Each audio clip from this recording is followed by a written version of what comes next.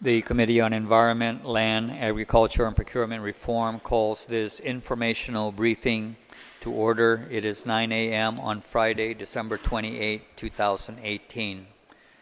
The purpose of this briefing is to provide information on the status of the Chamorro Land Trust Commission resolutions 2018-8, -9, and -10, which was received by the legislature on October 8, 2018.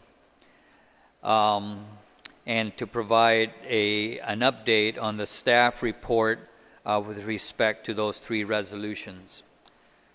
Notice of this morning's informational briefing was provided electronically to senators, stakeholders, and the local media on December 20th, 2018, meeting the 5-day notice requirement, and on December 26, 2018, meeting the 48-hour notice requirement.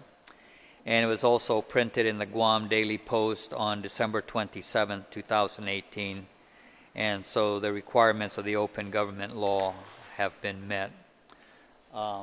Thank you very much, Senator Therese Terlahi, for joining us. We're going to go ahead and begin the informational briefing now.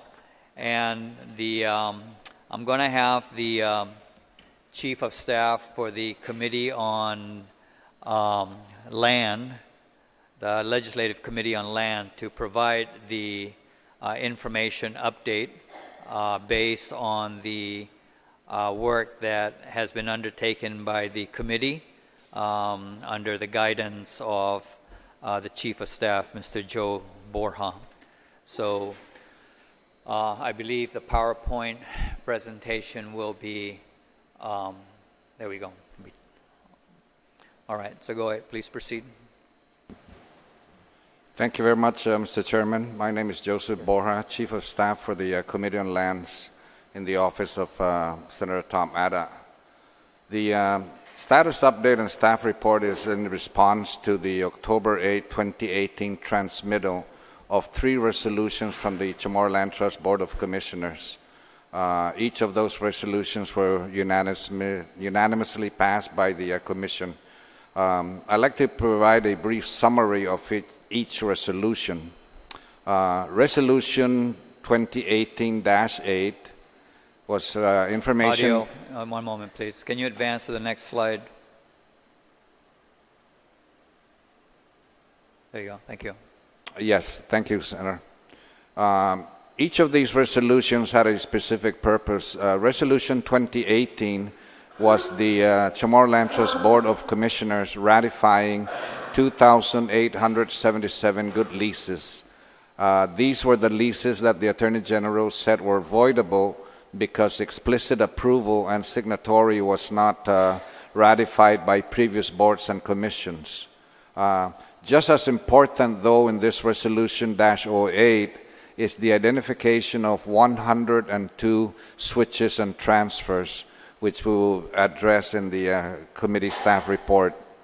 Resolution 2018-09 is again from the CLTC Board of Commissioners, and in this resolution, the Board of Commissioners is requesting and recommending specific revisions to Public Law 23-38, which is also known as the Paul J. Berdalli Rules and Regulations for the Chamorro Land Trust Commission.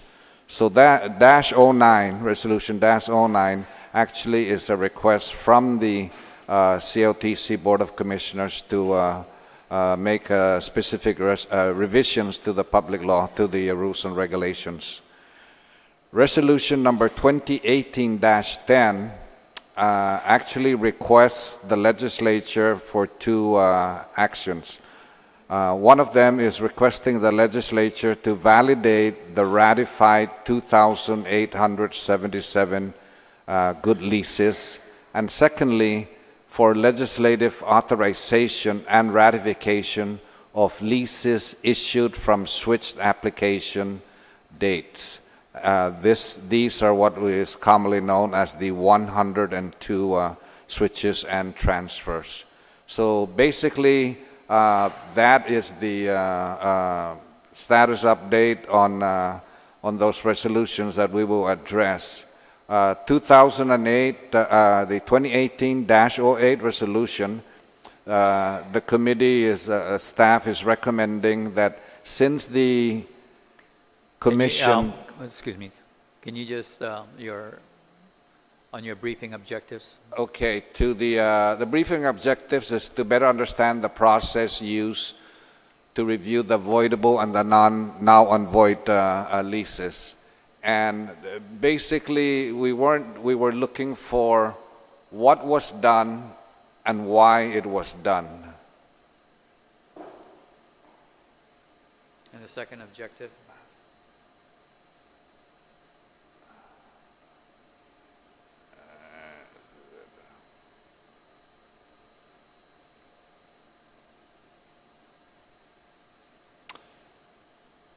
And we want to establish a basis for recommended action by the legislature, by the 35th legislature, since we really don't have any time in this term to address this legislatively.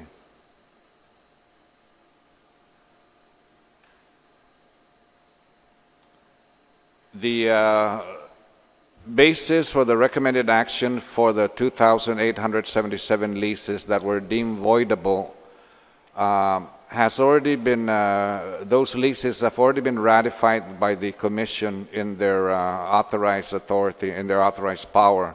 So they had the power to do that. And the 2 points that were raised by the Attorney General as to why these leases were voidable is, number one, because they were not explicitly approved by the Commission, and it wasn't signed by the Commission. So those leases, committee staff, we think, have already been taken care of. Okay, then the 102 leases deemed now and void, that's what we will be addressing today. Out of the leases issued, 2,877 were ratified by the board, about 97%. Leases that were deemed now and void, 102, 3%. The total leases that have been issued to date by the Chamorro Land Trust Commission is 2,979. And that number, 2979, is composed of those two categories. Next slide, please. These leases that were deemed voidable, out of the 2,877, 72% of them were originally 1995 applicants. So 2070 were from 1995 applicants. Leases that were issued beyond 1995, the 19 and 96 plus applicants, those leases number 451. And then we have a third category, which was leases issued and transferred per Public Law 2338, 356. There are three categories of permitted leases, transfers, and of the such. And that is a transfer of application rights upon death, beneficiary transfer upon death of the lessee, and the third one is a successor in lease. For example, if the lessee had maintained or held that lease for 7 years plus, under the rules and regulations, he can transfer that lease after 7 years. So,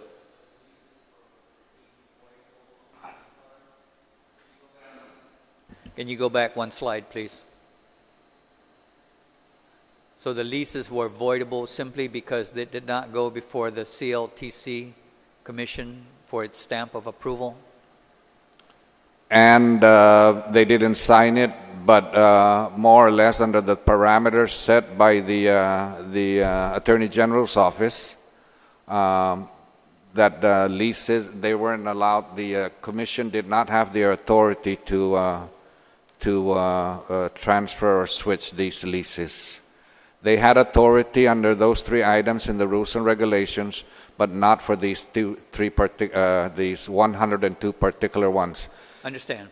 but we're just talking about the 2,877 voidable leases. They were deemed to be voidable simply because those leases were not brought before the Board of Commissioners to give its stamp of approval. Is that correct? That's correct. Okay. All right. Next slide, please.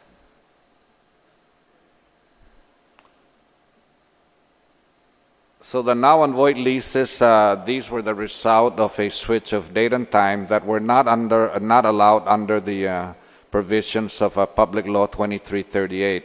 Now, the Attorney General's office did not go in and say lease number 1 is now and void, lease number 2 is now and void.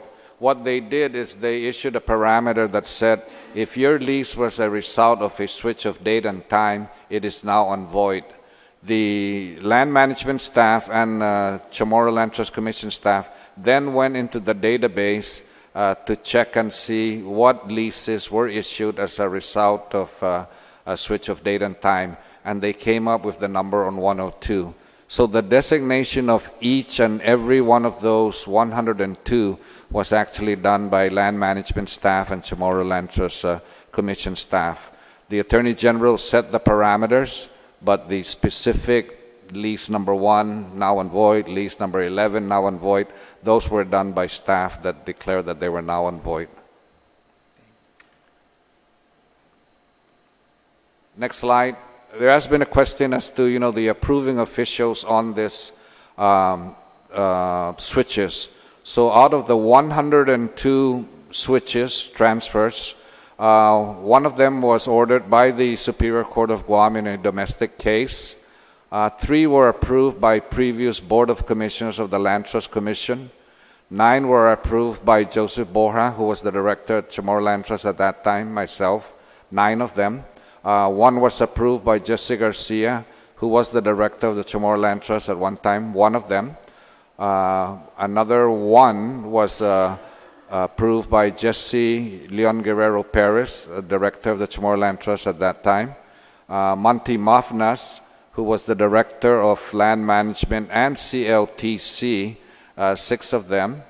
And 19 were made by the President Director of Land Management and CLTC, Michael Borja, and 62 of them were made by David Camacho in his capacity as the Deputy Director of Department of Land Management. So these are the officials that approve each and every one of those 102 now and void leases. Next slide, please. I reviewed all 102 files, application, lease files, plus the corresponding files of the transferor. So in total, I reviewed for this particular project probably close to about 300 files. Some of the reasons that I found for a switch date and time were to assist a family member from becoming homeless, to allow a transferee to build a home when the transferor was not able, due to age or illness, to build a home on that. Another reason was to take advantage of veterans' benefits, in addition to taking advantage of a Guam Housing and Corporation loan program. And primarily the switches were intrafamilial. The first record of a switch was back in 1997, and that's when the switches actually started in 1997, the earliest date of a switch. So can you elaborate on maybe each of those, maybe just an example of what you found, for example, in a switch that was made to assist a family member from becoming homeless? What was it that you found? In this particular case, a Chamorro Land Trust lessee went out to his assigned lot and found somebody else occupying the property. The Chamorro Land Trust evicted that unauthorized person on that lease, and the brother-in-law of that particular person came in and said, you're making my brother-in-law homeless. Can I go ahead and give him my application and process a lease from that? We have that in about 3 cases. In another case, the lessee allowed a family to live with him on an agricultural tract. The lessee, being of advancing age and medical issues, could no longer maintain the farm, the agricultural tract, and he did not want to evict the family that was living with him and helping him with his farm.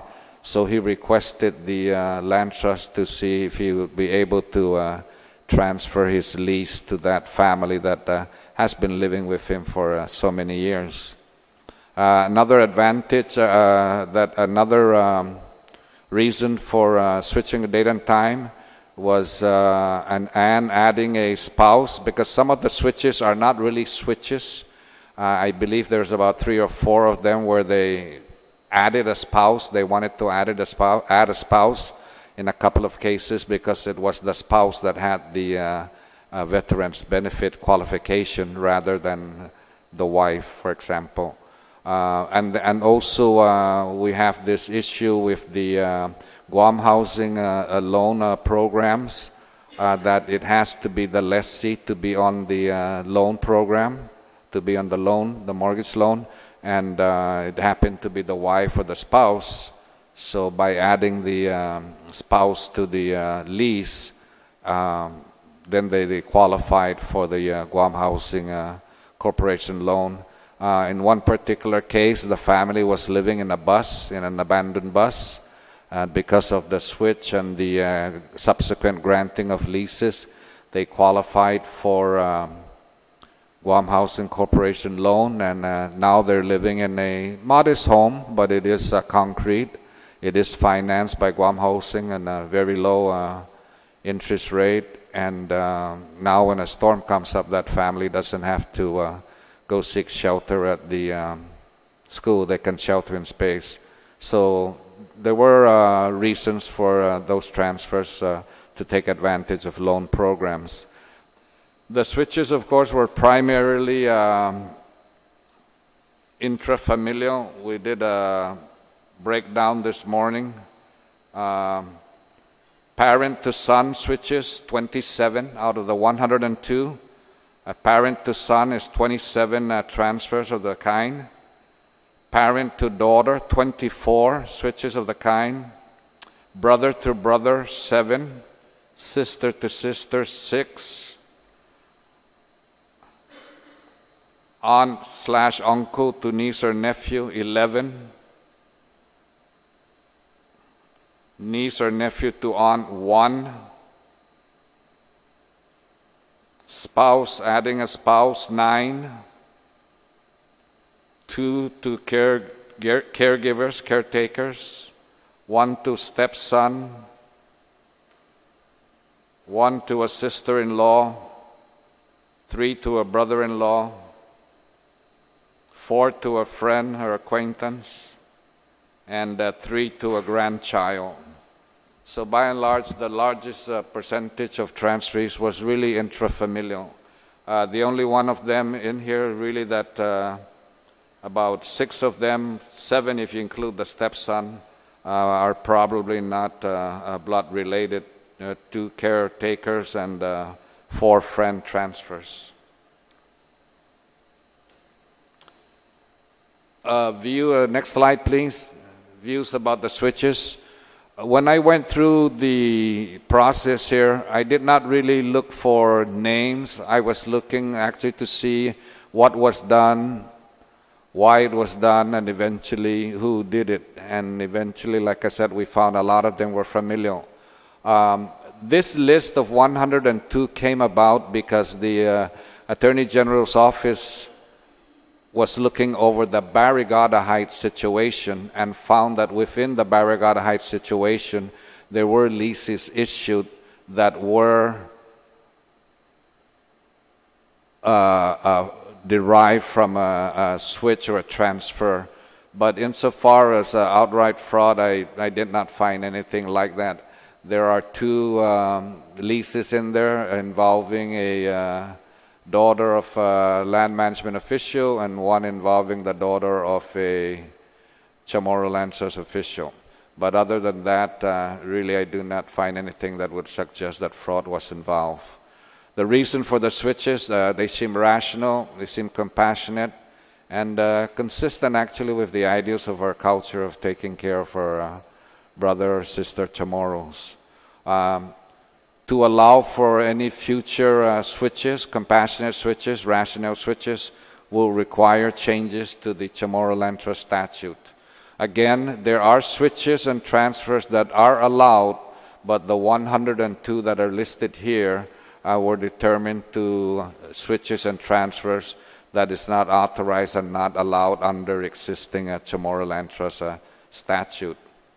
Recommendations. Bill 356 was actually introduced in response to those three resolutions that I mentioned. And for the incoming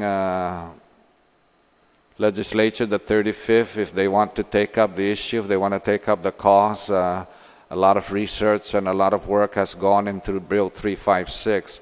And Bill 356 actually contains the proposed changes or revisions to the Chamorro Land Trust rules and regulations. It's quite comprehensive in changing it. And that is composed of changes and revisions as recommended by the Commission and staff work also. Another recommendation is the separation of the administrations, the governance of the Chamorro Land Trust Commission from the Department of Land Management Commission. The land administrator from the Department of Land Management was actually making a decision and recommendations on which lease shall pass through. But the land management administrator, the Department of Land Management, is under the Department of Land Management staffing pattern and not under the Chamorro Land Trust Commission staffing pattern. In terms of governance, the Department of Land Management is a land agency where the director answers to the governor, whereas the Chamorro Land Trust is a commission. Its administrative director is answerable to the board of the commission and not directly to the governor. So one person might have a problem concerning conflicts of interest in any situation involving administration and of course in governance. Administration down to a detail of which agency pays for how much square footage in the building or the office that they occupy. And in terms of governance, who actually approves Chamorro Land Trust leases? Is it the board or is it the director? And of course it's the board. But as you can see, some of the leases were approved by the director of land management acting as the administrative director of the Chamorro Land Trust Commission. So that thing has to be separated. The third recommendation is a much more, I believe, important recommendation. It's a separation of funding. Previous commissions have always tried to separate funding of the operations of the commission from the general fund. And the reason for that is some people pay into the general fund but are not qualified to take part in Chamorro Land Trust rules and regulations. Chamorro Land Trust throughout the years have been trying to get their own separate funding through commercial licenses and commercial leases that they have. And in recent legislatures were provided a revenue stream from the sales of these abandoned easements, substandard lots, irregular shape and remnant lots. DLM is funded by the general fund. Chamorro Land Trust should be funded by its own revenue stream, revenue sources. For land management to do work for the land trust, a memorandum of understanding could be enacted and reimbursement of land management services could be done by the commission. let them pay for whatever services they need from land management. There is a certain amount of benefits that the land trust derives from being in the same building and having access to, for example, the survey division of the Department of Land Management, but because the Department of Land Management staff, equipment and everything is funded by the general fund, there should be some sort of reimbursement factor and not just using it freely. Next page on the recommendation is the processing by land management. Again, this is a benefit that you have a certain closeness of land management and the land trust of authorized land sales, and these are public laws in the 34th legislature. There were a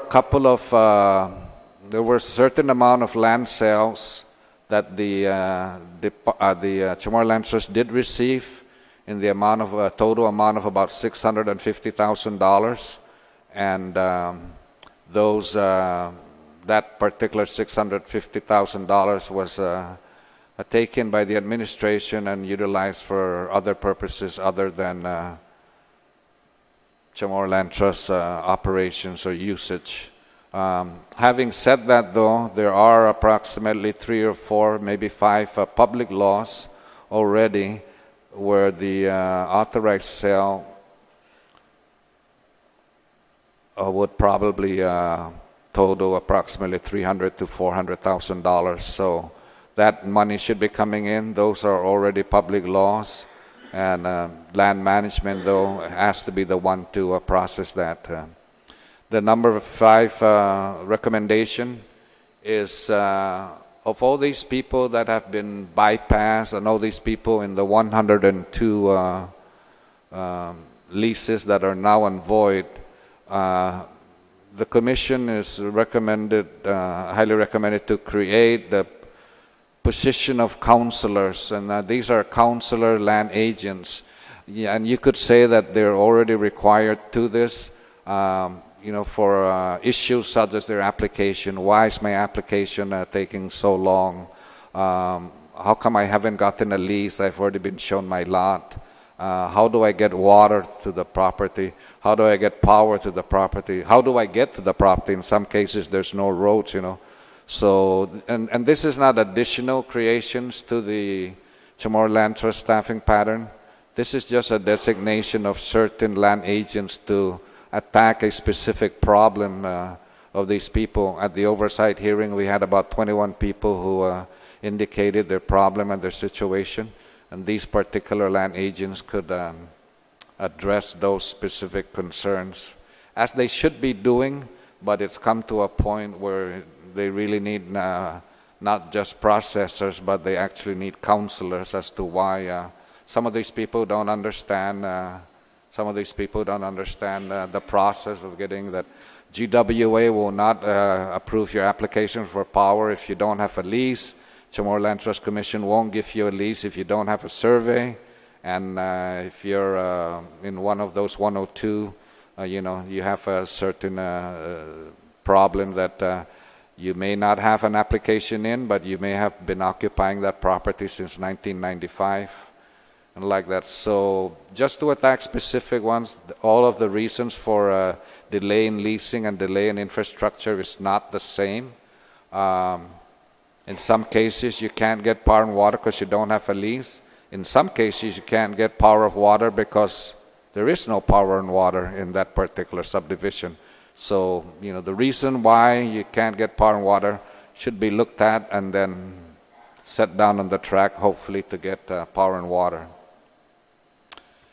The Bill 356-34 as amended, and not as introduced, but as amended, would ratify the 102 leases that we have in the list here. Secondly, Bill 356 would amend to limit beneficiaries to relationship within the 3rd degree of consanguinity. Third, it would amend the process for notification of intent to award and failure to affirm. Fourth, it provides a procedure for the posting of a waiting list. The procedure that they have now is publication. To publicize a listing of approximately 4,000 people would probably require several pages. I believe it's 2,000 a page. That equates to about $8,000 just for that one-time publication. Number 5, Bill 356 would allow for a one-time switch of date and time of application rights. You can transfer application rights now, but only upon the death of the applicant. The applicant has to die before that can be processed. Number 6 is just the procedure for posting of these lease awards. Nowadays, we have the internet. At one time, PDN was actually posting the application list on that, but I think they've since taken down the site. So land management, Chamorro Land Trust should be able to post the lease of awards. You know, post maybe every month who got new leases. Number 7 is to require the lessee to occupy the land within 2 years that utilities become available. Again, some of these properties don't have utilities. It's kind of hard to move a family in without power and water, but given a 2-year period, maybe a reasonable amount of time to occupy the land once the utilities become available. And utilities also includes access road to it. Number 8 is to allow for a life estate for an unqualified surviving spouse. Man and a woman get married, or a partner and a partner get married. One is a qualified Chamorro, the other one's an unqualified Chamorro or unqualified person. The qualified Chamorro partner dies, and who is left is the unqualified spouse or unqualified partner. Bill 356 will allow for a life estate upon the death of that unqualified spouse, partner. The improvements, leasehold, the property reverts back to the commission to make its decision as to who to get, who to follow on that. And of course, this only works where there is no child from the marriage that is qualified to do that. Number 9, conditions that warrant removal of an applicant's name on the waiting list. Once that notice is put out, I believe within 90 days, if you don't respond to it, your name would be taken off the list. I do want to add that in 2006, there was a full press effort to get people that were quote-unquote bypass to come in. The Chamorro Land Trust Commission printed an addendum to an addition to the Pacific Daily News. We have a copy of that here. And also the commission offices were open till 7 at night and on Saturdays to accommodate these people that may not be able to take off from work to come in. At that point in time, those people that did not respond to it, their names should have been purged from the applicant's waiting list. However, that was not done. So you do have a list of people that are still on the waiting list but never responded. Just as a rough breakdown, we always go back to this 1995 date, we're fixated on that. But just as an information here, on December 2nd, 1995, the very first day that applications were being received, the very first day, 3,642 applications were made. So in that first day, December 2nd, 3,642 people turned in their applications for Chamorro Land Trust property. Out of that 3,642 people that submitted their application, according to the rules and regulations, they have to be notified within 30 days of their qualifications for the program. There was just no way that the commission could do that in 30 days to determine whether 3,642 were eligible. The second day of applications, December 4, 1995, 1,520 applications were submitted. On the third day of applications, December 5th, 807 applications were received. On December 6th, 589 applications were received. December 7 applications were 964. And then on December 9, 984. So just in 1 week, the Commission received almost half the applications that they got, that they submitted. Today, I believe the applications, total applications submitted, is about 11 or 12,000 applications so far. But within that first 7 weeks,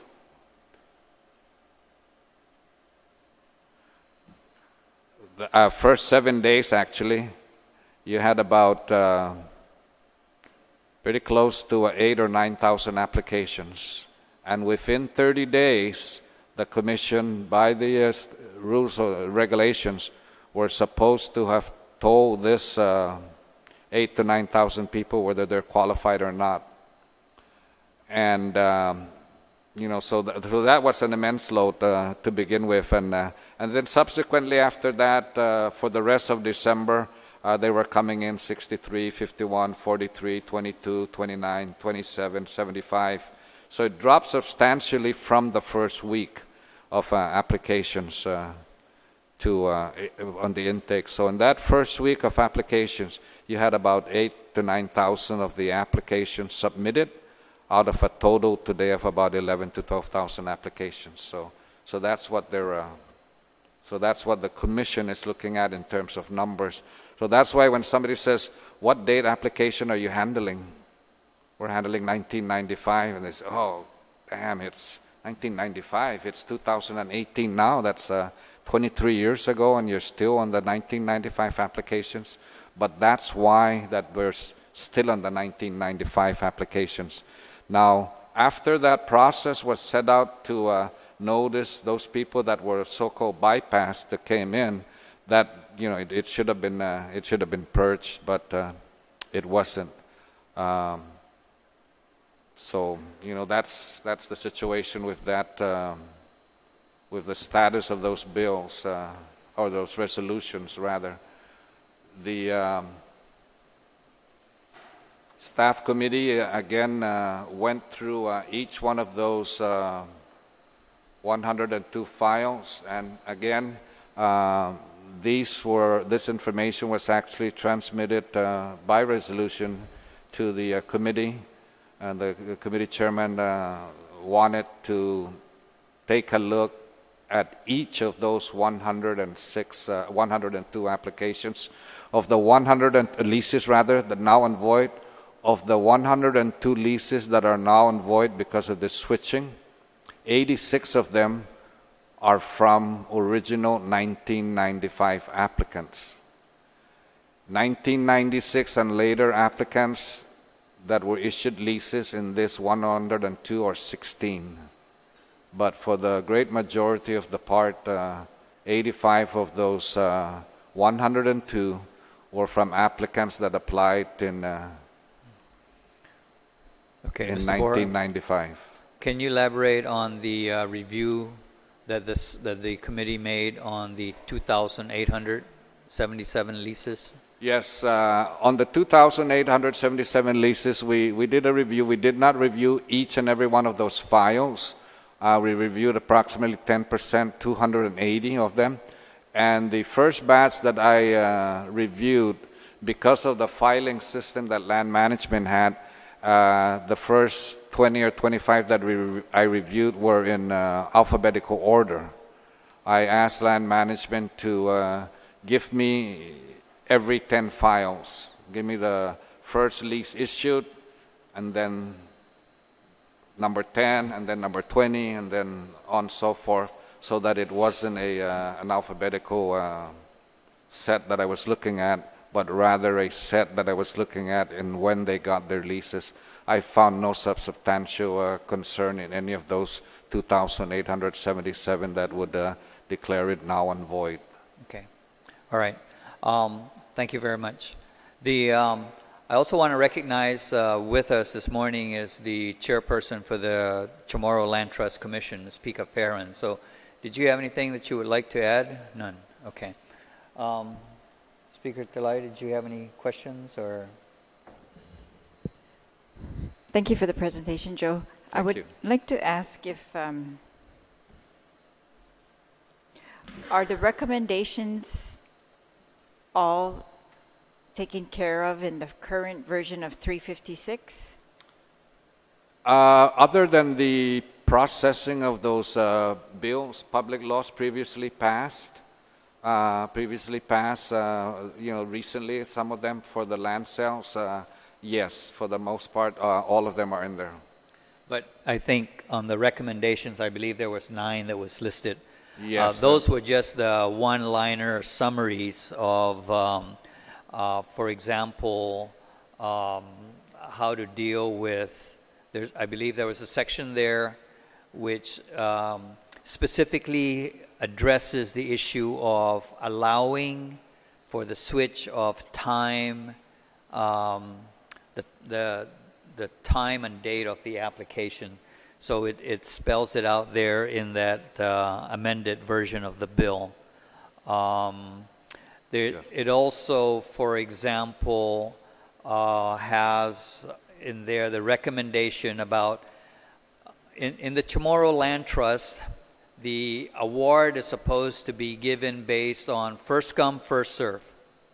And then all those that applied on the same day are then ranked according to certain priorities. Whether you own land, if you don't own any land, you're priority 1. If you own land, an acre or 2, you're priority 2, and then there's a priority 3. And the way the law is written is that when you applied in 1995, you were probably a priority 1. 20 years later, you get notification that your property is available to be awarded. So then you have to update your information. So during that past 20 years, the applicant worked hard, went out, bought land, built a house for his family, and now he's down to priority 3. So there just seems to be some inherent unfairness about that. And the amended version of the bill, addresses that particular issue, that your priority ranking at the time of application should remain then, because I think the underlying assumption was that application was made and within a reasonable amount of time, land would be provided. But yeah, so the amended version of the bill elaborates a little bit more than those one-liner summaries. The committee report, though, Senator Vice Speaker Terlahi, for Bill 356 has not yet been transmitted to Rules. Actually, we were conferring with Rules on the timing of that, and Rules suggested that when we send in the committee report for Bill 356 to also include the committee report for this informational briefing, which would have all the recommended changes. All right. So the committee has turned in to the Committee on Rules and will be available electronically.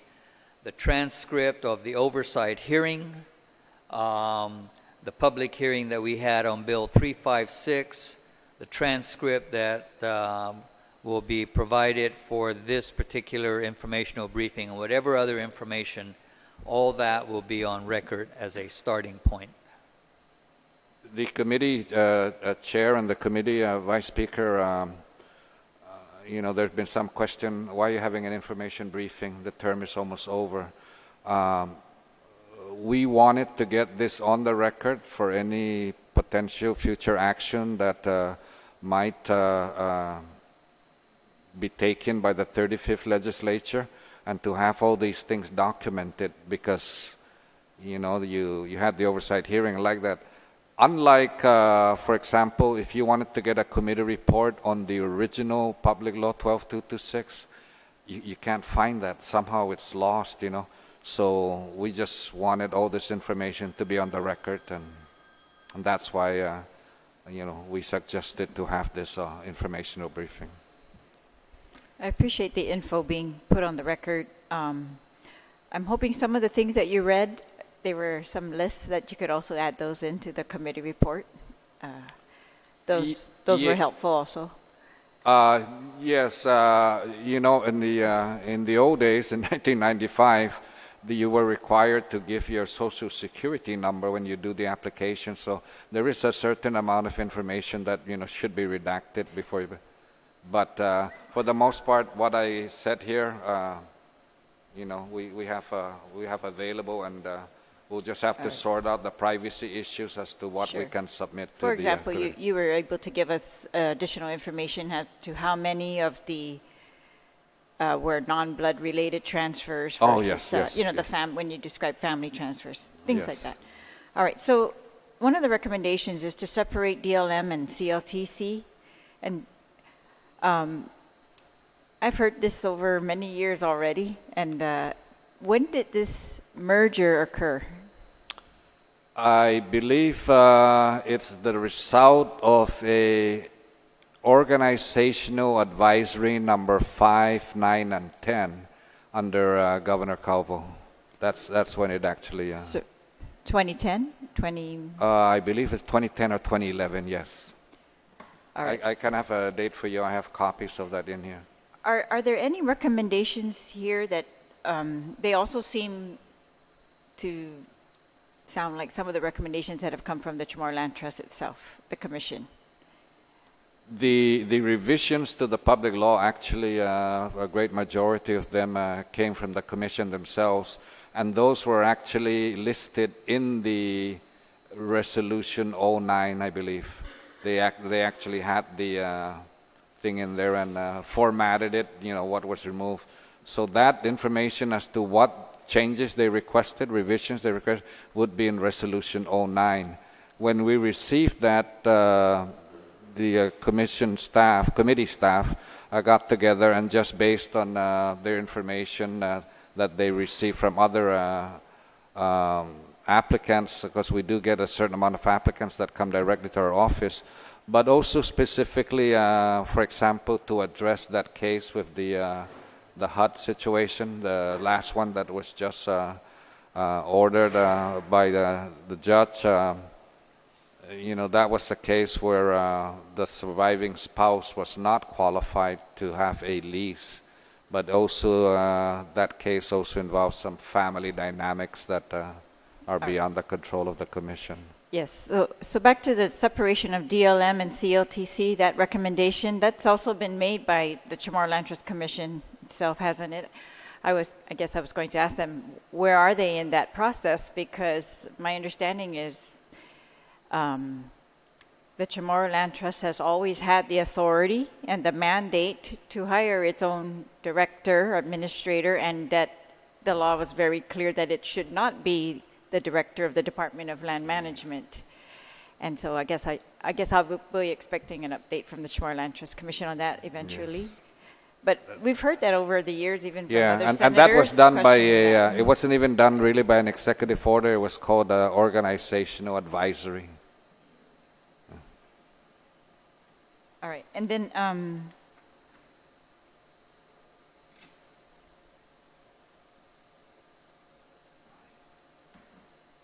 this list of directors here, is this a chronological list?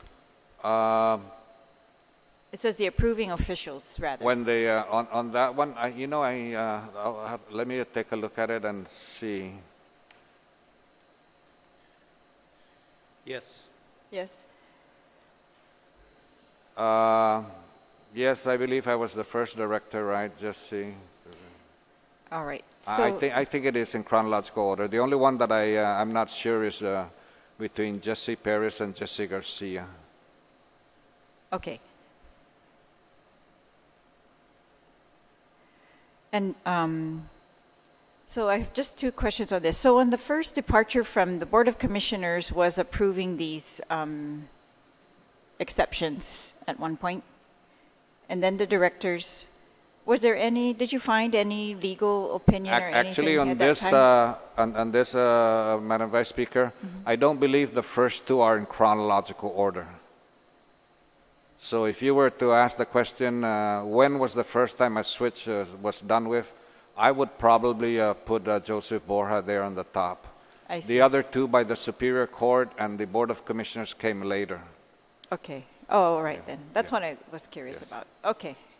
So what about, and then could you explain why the Deputy Director of Land Management, is that, did that occur during the director's absence, or is this some power that you believe was granted to the Deputy Director? I don't know the answer to that one, Madam Vice Speaker. I did make it a point when I was listing the approving officials to indicate that Mr. Camacho was a Deputy Director, approving it rather than, the Director.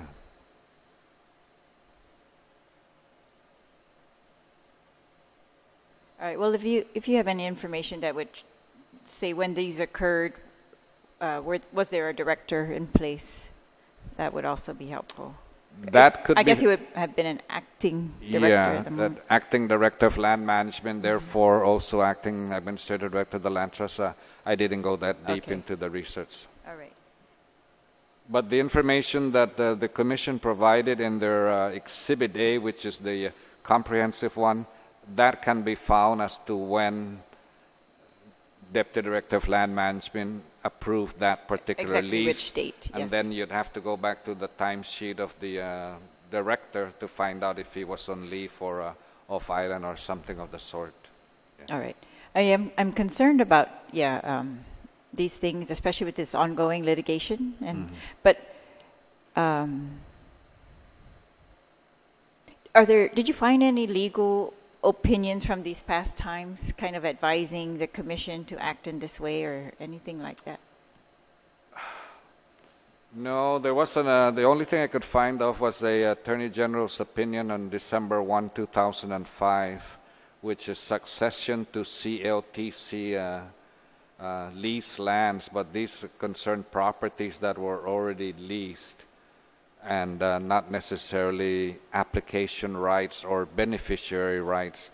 Some of these leases or the leasing ability qualification was transferred, to a beneficiary or somebody who picked up the application rights, and then subsequently went on to another one. But no, I could not find any guidance really from the Attorney General's office or any other legal authority, because at one time the Commission did have its own legal counsel in-house and not dependent upon the Attorney General for legal opinion. In the early days, the Chamorro Land Trust had its own counsel in-house. That's what I mean. So were you able to find any of the legal opinions from the in-house counsel in these days from talking about the switches or advising them on whether the director should act versus the board, or whether the switches we could do that type of action? No, I did not go through the correspondence, and there should be a file of legal opinions relative to the land trust in the land trust office. But no, I did not search that particular file on there. What I did search for in the minutes all the way back to 1993 was whether there was any meeting where the board explicitly said, Mr. Director, for these 10 leases you are given authorization to approve and sign on behalf of. I could not find that either in the minutes, but there is that other source of maybe a legal opinion from the AG's office or in-house counsel. I did not search that file. All right. Okay, see, that's very helpful also. If you could somehow, Senator, include that in the committee report so no one else has to research those things that you've already researched in the minutes, because I think that's very helpful also. My suggestion on that research would be to research it at the Attorney General's office. Their Attorney General's opinion, unlike that, they usually have a reference number. So Attorney General's office could just switch and check to see what reference CLTC-XXX, and their computer system should be able to pick up all opinions or correspondence they've had with the Chamorro Land Trust for whatever matter, if they're keeping that system intact. So that should be a pretty easy research to request from the Attorney General's office. All right. So it seems that your research confirms that the list that the AG compiled is consistent in that these were not at the time authorized by law. And The list, the 102, was not compiled by the AG's office. by the Chamorro Land Trust Commission. By the actually by Department of Land Management staff. And I okay. just kind of pick on that point because of the need for separation on Okay. there, like that. And all right, and then the AG opined on that list, and now you're Well, they didn't opine on that list. What they said was that when they looked through the Barrigada Heights subdivision and listing of lots, they looked at that and said, if you got a parentheses Barrigada Heights lease through switching and to switching or transferring, your lease is null and void. But it didn't say these 102. Yeah, it was the staff that did that. came up with a list after. Right, that. and it was also the commission that transferred that information to the committee when they were reviewing the 2,877 good leases, or actually when they were reviewing their entire 2,979 existing leases, they found 102 were the result of switching of date and time. All right. Thank you very much. Thank you. All right. I just have one question. When you were reviewing these switches, was it a case where, let's say, the 1995 applicant switched his place in line with a 2012 applicant? Did that 1995 applicant go to the lower, basically took that position on the lower part of the list, such that he'll be able to get a second bite at the apple? So in other words, that 1995 applicant gives his son, who is a 2012 applicant, basically his date and time, right? So that gives him a higher number on the waiting list. The 1995 applicant now becomes number 10,000 on the waiting list, okay? So the way it works is that the applicant is supposed to designate a beneficiary so that when he dies, that application then goes to the next generation. Or when that switch was made, did that individual was completely eliminated from the list? Well, because these did not go, I guess, to the commission, there were some very explicit letters of transfer, meaning, I'm transferring this to my son. I make a statement. I have nothing to do with this anymore. I'm not, take me off the list. No more communications. But there were some transfers that said, I'm giving this to my daughter. I am reserving the right to take my daughter's place further back in the line. So there were some of those. Just talk among the committee staff on that.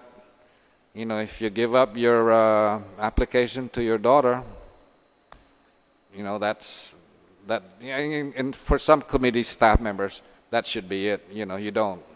If you want to apply, you go apply at the back of the line again. But to reserve a place, further back by the switching of applications, there are some like that, and some have said we reserve the right to take up that application. But some of them are pretty cut and dry. Giving it to my son or daughter, I have no business in this application anymore, Okay. Sure. But what was the CLTC practice on that? Did they allow it to switch and put the 1995 applicant to the bottom of the list? Yes. They did. Yes. All right. And what document did you use? What would we look at if there are no board minutes to talk about this? What documents show whether it was a compassionate reason or not? Where did you get that information? It would be in the file. Every contact that applicant makes with the commission staff, it should be noted almost like a docket sheet on there. And in a lot of cases, mayor certification. They're living in substandard housing, but mostly from staff inspections. Land agents actually go out and they actually take a picture of the property. You have pictures in there of property that's overgrown, no activity on it. You have pictures in there of people living in cardboard homes. You have pictures in there of people living in concrete style, not big houses, but very, very decent housing on like that. The commission, because I guess they're now on void, they don't have the authority right now to make those leases good. If the next legislature comes in and looks at Bill 356-34, introduces it and passes it and gives the authority to the commission to approve or disapprove these transfers, I think it would be great, as in the recommendation by the AG's office that they call all of these people in for a hearing. It's really, sometimes it's not so cut and dry just looking at a spreadsheet, Senator. In one case, the guy got the application right from his deceased mother. He got it, and this person is a handicap and probably not financially capable to build a house at any time the remainder of his life. He had a caretaker taking him in. It wasn't a family member. He did transfer his application rights to the caretaker. The caretaker got a lease from it and promptly left the premises. The original applicant, original beneficiary of that is no longer living there. And, you might look at it and say, well, we got to give that guy his lease back. But I think a little bit of more work needs to go into investigating it. For example, and that's why I suggested a counselor. That particular person, I believe, is living now in Section 8 housing. If he had that Chamorro Land Trust lease, it might make him ineligible for Section 8 housing. Certainly, the Section 8 housing that he's living in is much more, is in a much more better condition than the house that he would be living in, which would be a cardboard house. So it might not, in that situation, might not be good to give him back his lease. But the commission has to take a look at each one of those, really. I guess then is the committee recommending ratification of the 102 or further investigation or a case-by-case ratification? Well, as the law exists now, they can't ratify it, Right, Yeah. but the bill proposes that the legislature do that, right? Yes, so in Bill 356 as amended, one of the sections of the bill specifically ratifies those 102 leases and authorizes Chamorro Land Trust to complete that process. That will require, of course, legislative approval of that bill. Yes, so we have from Department of Land Management in that regard a spreadsheet of their investigation, and that pretty much, so the compassionate reasons that you've stated come from they're looking into these files, right, listing those, but then when you describe this certain case, for example, that we should look deeper, right? That's why I guess I'm just wondering if CLTC is reviewing. Their resolution was to approve all of them, the 102. Yes, the 102.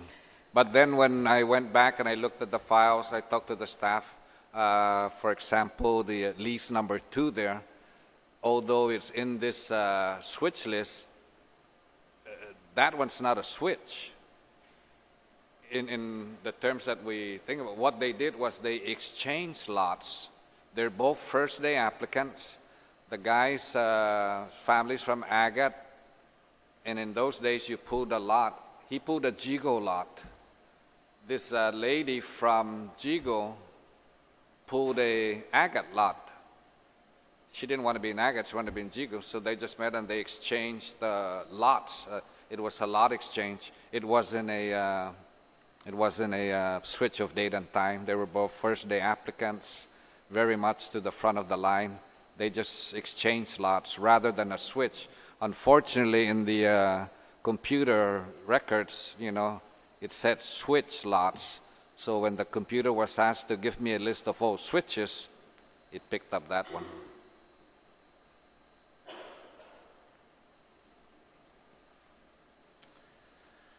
Okay, I don't have any questions. I had not intended to take in public input, but I appreciate the fact that many of you have taken the time to come down and not just listen, but maybe hope to have an opportunity to make some brief remarks about what's happening with the 102 leases. So I will allow for you to step forward to the applicants, to step forward and make some comments, brief comments if you choose to do so. So I'll go ahead and work from this end and work to the right, but please keep it brief. So anybody who wants to step forward, please go ahead. And if you want to make some comments regarding, the progress of what's going on with Chamorro Land Trust. Okay, go ahead, step forward. Take a seat and just identify your name for the record.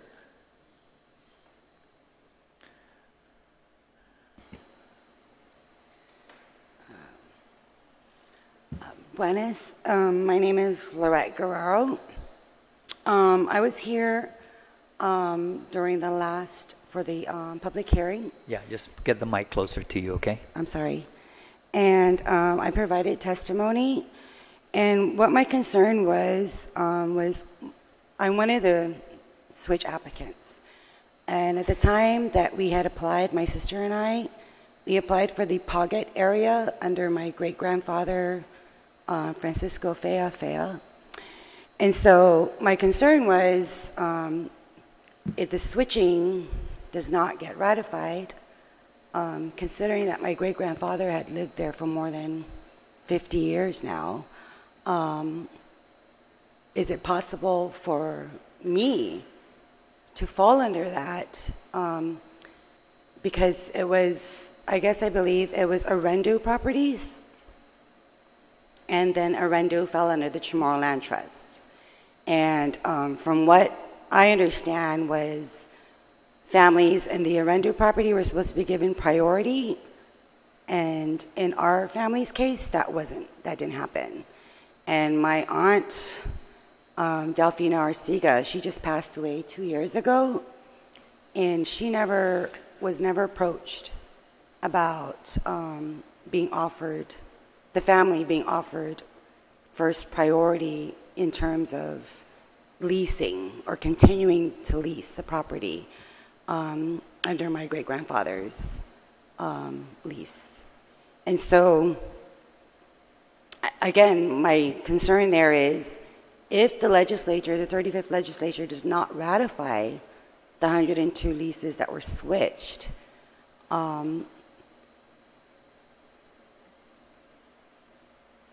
what can be done in terms of me coming under my great-grandfather's lease, carrying it over? As a pre-occupier. Yes. My aunt, my great-aunt, Delphina Arciga, and her family's here. Her children are here. They currently live there. My father lives there, and I've already been issued a lease to live there. But now with this whole mess, I can't build. So I guess to the legislature, my question is would that be possible? Is that something that can be reviewed? If you were going to go in and investigate each case, as Mr. Borja mentioned, that the Attorney General just did an overview in regards to the Barragata Heights, right? Null and void. Anybody who switched, anybody who transferred, null and void. So like I said, when I applied, my sister and I applied, we specifically asked for the Pocket area so that we could continue the legacy of my great-grandfather. But then now with all of this, if you're going to investigate, is that something that can be considered? We also have other family members that are also preoccupying the area, but they don't have leases. And they did the same thing too. They've applied for the Pocket area to continue the legacy of my great-grandfather.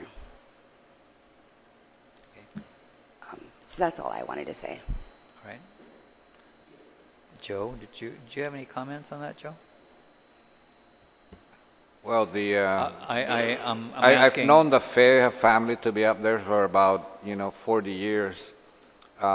In their application that they submitted, members of the Fea family, because that's where your roots are from, right? They should have put occupying government land check mark on it. Now, originally during the first time around in 1995 on the Chamorro Land Trust Commission, they did generate a list of applicants who are occupying government land through whatever program, and also that they had no land, so that they were priority one. That should have been the list to start with. I'm not sure what succeeding directors and commission board members do, but that's where they should have come in. Because under the law, if you're qualified, you have a land use permit, or have been on the property since June 30, 1995, you have a bump up in the line, so to speak, because you're already there, I'm not sure about her specific case as to what her application shows, but that's where it should have been caught, that these people are preoccupying and they had a land use permit. Therefore, under that section of the rules and regulations, I wouldn't say that they're bumped up because they were there before even the land trust started taking the application, but there should have been a special processing line, if you want to call it at that. Now, it's also interesting to note, though, that not everybody that has a land use permit is qualified under the land trust. The Arrendo program was for everybody. It just wasn't for Chamorros, it was for everybody who was a resident of Guam, Filipino, Haole, American, but I apologize for that term, but you didn't have to be a quote-unquote a Chamorro in that land use permit program. A native inhabitant under the definition And of the statute. In order to be a Chamorro, you have to be a U.S. citizen first under the Organic Act. So. Okay. All right. Thank you very much. Anyone else? Sure.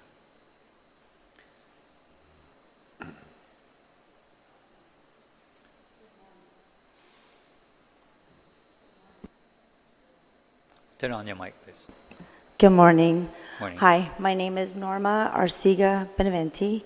I am the daughter of Delfina Fea Arcega, and I am the granddaughter of Francisco Fea. And as my niece Lorette pointed out, we have been in the Pocket area for now 63 years.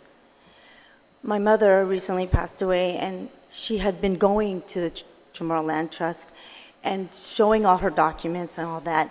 And to this day, we still have not been offered or given a lease. We fit, so in the beginning with the Arrendo program coming over, I understand that we were grandfathered into the Chamorro Land Trust. We fit the requirements. We are U.S. citizens as of the Organic Act. This is my mother I'm talking about, and my grandfather, and my Uncle Francisco as well. And they were not given anything. Unfortunately, at that time when you grandfathered, they probably should have, but it didn't happen. She kept pursuing, and nothing ever happened. In fact, parts of the Arrendo program that she was in started disappearing. So first we had her sublease back then in the Arrendo said 3 hectares, for instance, which equals 7-point-something acres.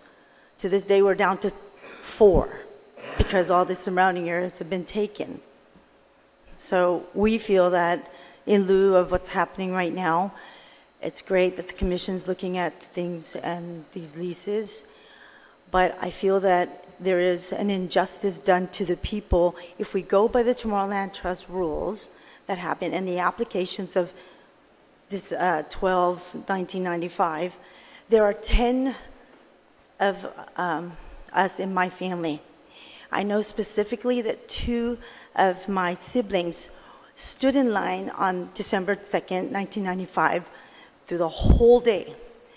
Both of them were here, they were already occupying, we've been on the property, and to this day, they have not been issued a lease. So it makes it very hard, sir, to be here, to listen to all this, to see the situation. I feel for all the other people, and I want to speak for them as well. The other people who have done everything right since 1995 and have not been issued or looked at or called in. So I speak on behalf of my family and the Feas, the Arcigues and Feas, but I also would like to also say that the other people in 95 who have not been given, who fit those criteria, should be looked at first before we're talking about things that have been switched and all that. And technically that's against the law because it wasn't in the law. Yet these people over here who followed everything that are in the law have not been given leases. They take big issue with that, sir. It makes me very sad to be a Chamorro woman and see that my island has not progressed to do the right thing. Well, thank you very much. I appreciate your time, sir. Gilbert?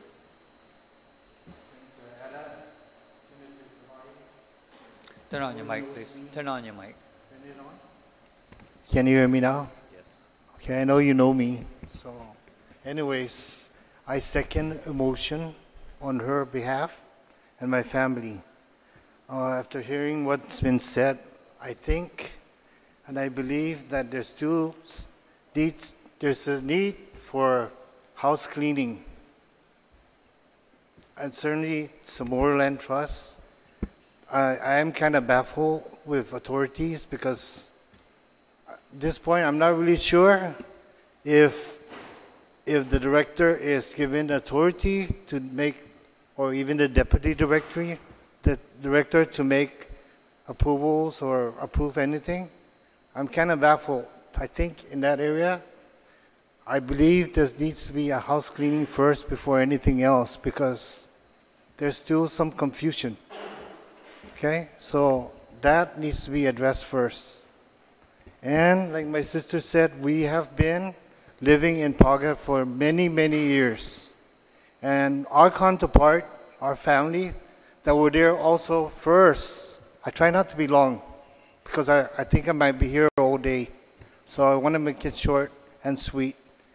We feel that we are very authorized to be in that place. And up to now, we're not even given or even notified to come and get your leases because, you know, you guys have priority. So up to now, like my sister said, we still don't have leases. It seems like the other people that applied in 1995 are given first priority than we that have been there, or us that have been there for the many, many years. So we're asking the legislature if this law is revised, whatever, that something good comes out and it will benefit everybody. And going back to my niece, Loretta, you know, she probably feels that, yes, she needs to be granted this because her grandfather or great-grandfather, whatever, has been living in that area for so many years.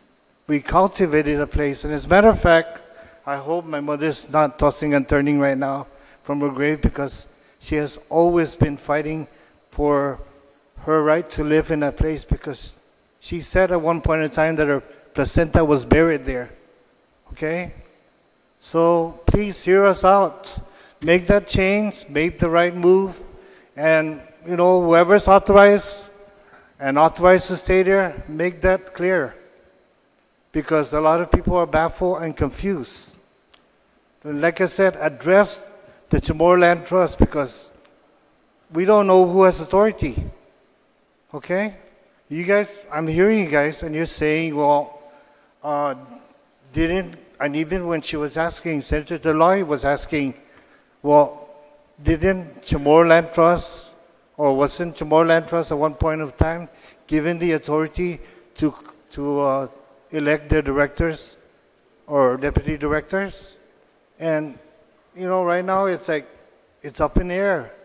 Can they make approval? Can they, you know, and stuff like this? There's really need to be some clarification done here.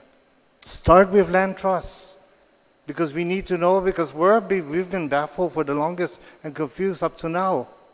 What are they doing to allow the Arcigas, the Fayas, to stay in that land because they have cultivated the land? They lived there for the longest. We need answers, and we need answers now. Okay. Okay? Thank you very much. For the record, can you just go ahead and state your name? My name is Gilbert Arciga, F. Arciga. I am the sibling of my younger sister, Norma F. Okay. Arciga. My other sister is here also, but you know, she's more than welcome to come up and speak, because I know she has a lot of information. Okay, thank you very much, Gilbert. You're welcome. Okay. Sir? Can you hear me? I can hear you. My name is Peter Jesse Fea Guerrero, and these are my family members. And I'd like to know, what's the commission doing to inform our veterans? My niece is a veteran, and I'd like to know what's happening for the Chamorro Land Trust Commission to inform veterans who are away from home, whether overseas, active duty, reserves, National Guard, in other places. For them to be informed to come home and be participating in actively engaging the Chamorro Land Trust Commission's efforts to inform them they can get land too, and how to make it work for them. And for the people that are residing already on the lands that they're at, with houses and been there for like 60 years and still can't get a water lease, can you fix that? Can you just tell the commission, you know, those people are over there, they need power and water. One part of the land trust says you can get power and you cannot get power. You can get water, but you have to get a lease. You need this and you need that. That's ridiculous.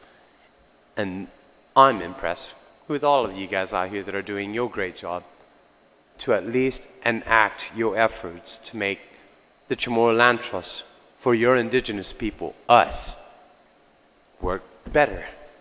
I should hope that in the future, you two could be a winner. And I thank you for letting me abide with you. Thank you very much for your time here today. Absolutely. Okay.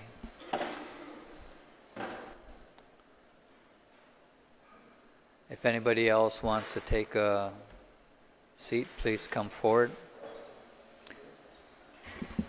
Please state your name for the record. Catherine McCullum. Hi, Senators. Actually, I was sent a notice that there was something on the Chamorro Land Trust informational briefing, and I'm glad I came. Apparently, there's a lot of confusion going on here with the Chamorro Land Trust. I'm understanding Chamorro Land Trust is a government-owned, or should I say the lands are under the government of Guam, under the Chamorro Land Trust Commission, where they are required to have a lease, and I believe there's no ownership to these properties. They're required to have a period of time where they're going to have a lease. And so I think there needs to be a little bit more understanding with the people that are living on these properties that are called horrendo, or properties that they decided just to homestead on, because I think everyone should be checked for qualifications if they are made to live on this property or not. I have heard many stories, and they confuse my involvement with the Ancestral Lands Commission with the Chamorro Land Trust. And seriously, I came into the Nation Chamorro not really understanding what the Chamorro Land Trust is all about. I do know from my father, who used to work from land management, that these properties, the rental properties, are given to for usage on a time frame to do farming, and I was told that no, they were not made for you to live on the property as a permanent situation. And so there are many people that of all nationalities that were given rental properties and to be used as farming and stuff like that. Now, as far as trying to understand what Chamorro Land Trust, apparently there's a big confusion where people think that because they're on this property already, they are qualified, they are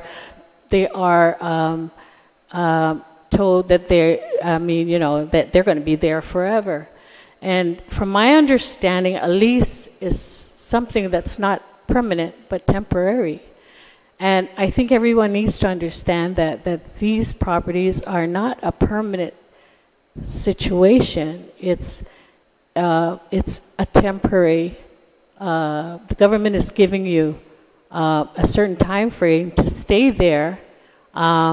And with documents that you go through, like close to a probate issue, then they're like, for example, if I had a Chamorro Land Trust property that I was approved for because I qualified, and then I had told my daughter that within this 99-year lease, if that's the lease that the government has given, the Chamorro Land Trust has given me, then my qualification within that 99 years, I can go ahead and have an affidavit saying that my daughter will receive the property.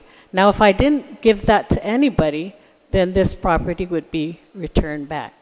And as for a situation that I heard earlier, that this 102 properties that the AG has, isn't it just an opinion? It's an opinion that was given by the AG and not necessarily something that's written in stone. No, it was a written opinion. It is written. It is stated, and as a court type situation, the 102 leases are null and void. I'm just trying to understand that. Is it an opinion or is it something that... So they determined that certain leases were switched and was not allowed by law, and so they deemed those to be null and void. Okay. And there's only 3 cases where leases can be transferred. All right. And I've heard of cases where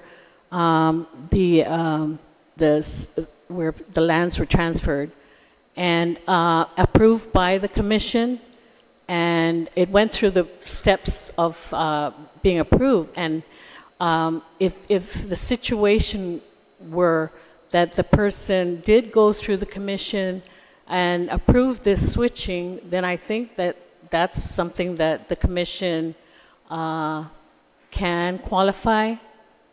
And then another thing that I wanted to also state was that I have made a recommendation in the past to Chamorro Land Trust that the Department of Land Management and should separate himself from Chamorro Land Trust as director. I think Chamorro Land Trust needs their own director, and I believe wholeheartedly that Ancestral Lands Commission needs their own director. Apparently, he has taken upon himself to be the boss of both commissions, and I don't think that that's right. Thank you. Thank you very much, Ms. McCallum. Anybody else? Okay, last call. Senator, I just want to mention too that there's also the popular misconception that Chamorro Land Trust lessees are not assessed property taxes. Yes, they are, and that money should be transferred to the Chamorro Land Trust Operations Fund.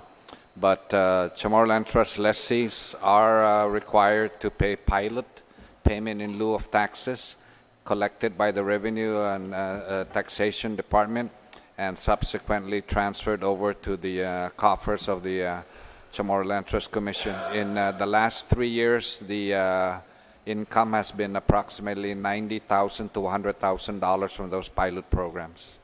Thank you. Thank you. All right, sir, go ahead and identify yourself. Good morning, for the Senator Ada, Senator Talahi. My name is Ron de Guzman. I'm here with my wife, Tina de Guzman. We were one of the 102 that were designated as a transfer, or in our case, it was basically just a spousal addition. And we had been on that property for several years. In fact, our kids, a couple of our grown kids were in the process of building their homes. And we put that on hold because of the uncertainty of the situation. So we're here just to support the bill, and hopefully you'll give us that consideration. Again, it wasn't a switch from different parties. It was basically just a spousal addition. As Mr. Bohan mentioned, it was an intrafamilial transfer. So we're hoping that you will help us and help our children because of the uncertainty of this whole situation. Were you the case that stood in line for your wife? Yes. Yes. And years later, it was determined that you were not a qualified applicant, but your wife is would be a qualified applicant. That's so then correct. They put the application under her name. That's correct, right. At the time that we applied, our kids were still small, grade school age kids. And I knew it was going to be a long day waiting in line, so we decided I would stand in line for her. And we switched, basically just kind of divided our duties that day, and I was designated as the line person. You were the dutiful husband who stood in line. Yes, How long sir. did it take from the time that you turned in that application to the time that you were notified that you were an unqualified applicant? Because the law says within 30 days they're supposed to be notified if you're qualified. 21 years, I think. 21 years? Yes, sir. Okay.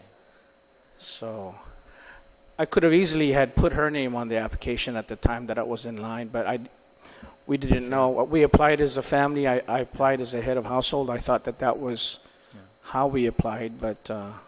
I'm just taken aback that the law says they have 30 days to determine your qualification. It took 21 years to come back and say that you weren't. Okay, great. Thank you. Yes, sir. Ms. de Guzman, did you? Okay. He said everything? Thank you. All right. Robert, for the record, please state your name. Yes. Good morning, Senator Ada and Vice Speaker Talai. My name is Robert Celestial, and I just want to say for the record, I agree with some of the families that are here that certain things need to be addressed in the new bill. My cousin passed away. We agreed, we switched dates and times, and 8 years ago, I was given property up at Dedido, and I built a small shack. I lived there for 3 months while I did all the paperwork, the water, the power, septic tank. Built a nice Butler tin house, my wife and I. She retired 20 years in the Navy, I retired in the Army. So we were happy. We really enjoyed what we were doing. It wasn't easy living out in a small tin shack without no water and power and waiting for all the monies to do what we needed to do. But then over the 8 years, after we lived in that Butler tin shack, we built a concrete home. And by the grace of God, we have chickens and ducks and a lot of fruit trees. They said for each acre you have to have at least 100. Right now we have about 300. I got my bona fide farmer's certificate through the Department of Agriculture, went to University of Guam to all the classes. And my wife and I, we spend a lot of our savings to retire. Our kids are in the States, and then when we found out that our leases were null and void, like you said earlier in your testimony on the radio, that a lot of the families are in pins and needles. That's an understatement. Here we We went through the process. The director of Chamorro Land Trust told us that we can switch our dates and times, that it was okay. We went and got a notarized letter. We did all the paperwork. And it's not easy, especially when they give you the lease. There's a lot of footwork to go from here, one agency to another agency. Like earlier, it was testified that first you need to get the lease. Then after the lease, then you got to get it surveyed. Then after surveyed, you got to get water and power.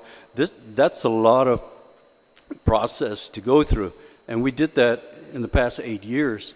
And I feel for the families that have to go through that are having difficulties today.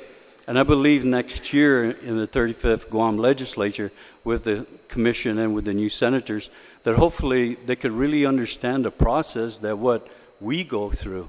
I know every circumstance, every family has different circumstances. Some don't have leases, some have leases, some switch like I did. But the process is very difficult. It is, especially if you live, like we were fortunate that the infrastructure was right there, but for others who are way in the jungle, it's difficult for them. So I feel for them. And I'm here today that hopefully that Mr. Borja presented for the record what the next legislature is going to do. And hopefully it helps not only my family, but every family that are here today and are not here. It was mentioned that the veterans that are not here, what are we doing for them also? So I agree on all these points. I was sharing with Senator Klitsky earlier that Mr. Joe Borja gave me an analogy, is that here on Guam we see all these cars that break down on the side of the road with a flat tire. And if you don't take care of it, what happens is that night the windshields are broken. The next days, the doors are gone, the hoods are gone, the chairs are gone, and that vehicle is all destroyed. And we see that every day. So what happens is that we need to fix this flat tire before the Chamorro Land Trust gets totally destroyed. So I hope and pray that that analogy may fit well with this issue, that it's just a flat tire, or maybe the engine needs to be fixed. But don't leave it on the side of the road where it gets totally destroyed and all you have is a skeleton of a car. And that's what I hope and pray it doesn't happen to the Chamorro Land Trust. Thank you, and God bless. Thank you, Mr. Celestial. Just one thing, can you clarify? Yes, sir. Initially, it all started between a conversation between you and your cousin about switching time and place, or time and date of your application. Is that correct? Yes. And then now, how far did you take that conversation? You went to the Chamorro both Land of us Trust? went to the Chamorro Land Trust, spoke to the agents. The agents said the director could do it. They gave us a form. We went and took it to the notarized. We had it notarized, the switching. Okay. We provided the document to the Chamorro Land Trust, and then they gave us a lease. So you took it in good faith that what the government officials was telling you was okay to do. Yes, sir. You took it in good faith that it was okay to do that, and you. Yes, sir. Okay. Yes. It's just like Senator. I'm a patient and the doctor, in good faith, he's going to take care of me during surgery, and he said, we could do this, we could do that, and then something happens, and then I get blamed for it. So I hope it's not really a great analogy, but that's basically what it is. So. Okay. All right. Thank you very much. Thank you, Senator. Speaker, did you have any questions? All right. Thank you. Senator Klitsky. Thank you very much, Senator Dorada. Looking at the notices in the paper, I didn't realize you were going to take testimony, so I don't have any written testimony. I understand the purpose of this hearing is to create a record to forward on to the 38th Guam legislature. I do see the necessity for me to add important parts to that record. I'm not here to plead a particular individual case, as are many people here suggesting to me that Robert's analogy is a little bit more apt than what he suspects. I think the car has been sitting by the road for a long time, and it's almost demolished. And my suggestion is, taking Robert's analogy a little farther, this is not the time to paint the car and figure it's going to be okay. I think the car needs to be completely overhauled with all of the information that's appeared in the press as to all of the defalcations and the other things that have happened at the Chamorro Land Trust Commission, especially people who put their applications in 1995 and are still waiting. I submit that to just go back and smooth everything out and say, okay, we're going to write off into the future isn't going to work very well. I would like the record to show that Bill 284-34, which was introduced in May of this year, would have brought about, in my estimation, a complete fix to all of the problems with the Chamorro Land Trust Commission. That bill never came on for a public hearing. That bill never came on for a public hearing. Had it been expeditiously passed, a temporary receiver, that person being a retired judge from Guam or the NMI, could have gotten to the bottom of all of these problems, could have promulgated rules and regulations. People talk about the rules and regulations, but there are no rules and regulations for the Chamorro Land Trust. What is Public Law 2338? That's a black hole, Senator, because... Public Law 2338 started out as the rules and regulations Yeah. for the Chamorro Land Trust, but Well, got you- enacted as a public law. You take a look at it, and it is a public law, but because it is not set out like a public law, you can't find it in any statutory material, in any statutory reference, because it's not. It is a statute, but it's not part of the Guam Code annotated. It's not rules and regulations. Therefore, the compiler doesn't list it as a rule. So the only way you would know about Public Law 23-38, which is exactly that, it's a statutory scheme, it's not rules, is if you happen to know about it. It's kind of an oral history type project. And it's obviously the source of great confusion, and the attempts to patch that up will only further the confusion. Bill 384 would have required the receiver to promulgate real rules and regulations, as the enabling legislation for the Chamorro Land Trust Commission did at the very beginning. But no one is on top of this enough to pay attention to the fact that there are no rules and regulations. I saw a slide up there, the deputy director signed 65 of the leases. The whole thing is, in my estimation, completely out of control. And to just come along now and sweep some of this stuff under the rug and figure, well, you know, we'll just go ahead and approve all of those leases kind of en banc, as though the legislature here is not in the lawmaking business, but is in effect a quasi-judicial body to go back and correct the mistakes made by the Chamorro Land Trust Commission, in my estimation, cannot lead to anything but further confusion down the road. So I would like respectfully request that a reference to Bill 284-34 be made part of the record to be passed on to the next legislature. Thank you, Mr. Thank you very much, Senator Klitsky, and I will also say for the record that I've always respected you and the things that you bring to this legislature. But I think in this case we're going to have to agree to disagree, because I have a fundamental aversion to receivers. And because to appoint a receiver says that we cannot correct our own problems. Well, So- with all due respect, Senator Addis, thank you for your kind words. Perhaps a better title could have been chosen than receiver, temporary administrator, or something like that. But it's very clear to me from watching the Chamorro Land Trust Commission that it cannot correct its own problems. If it could, we wouldn't be sitting here today. And I think that an outside, unimpeachable hand with the necessary expertise needs to come in and set that ship on the right course. Once it's set on the right course, then perhaps a different crew can take over, but it's not ever going to get off the reef the way it's going right now. Thank you, Senator. Well, thank you very much for your input. I truly appreciate it. Thank you. Speaker, do you have any comments? Okay, so with that, then there's no further comments. We'll go ahead and adjourn this information briefing. It is now 10:45. Thank you.